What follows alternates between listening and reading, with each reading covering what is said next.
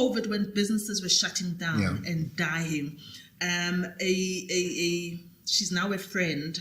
She was running a successful boutique, right? And those businesses were the first to go. She had now to vacate. She had to let stuff go. Everything. I mean, I was seeing firsthand what COVID was doing to a business. Yeah. And she cried on air. On air?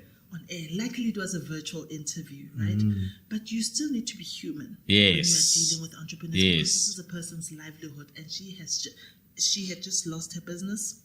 Close. I mean, everything was going. And I think at that time, she was also losing her marriage at the same time. You just let the person be for a few seconds. You don't now cry with them. Okay, sometimes I'm tempted, but you don't now cry.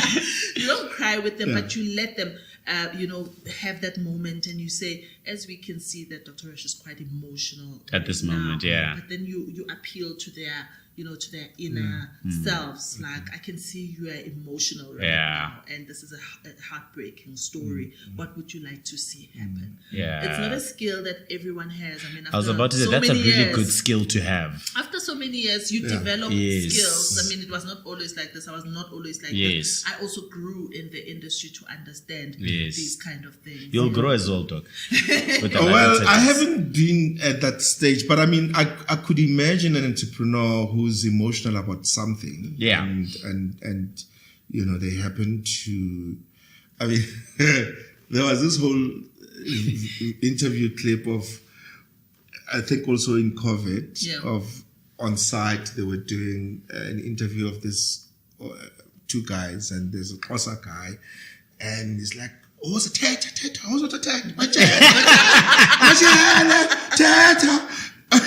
and you can see the other guy is like a bit shy.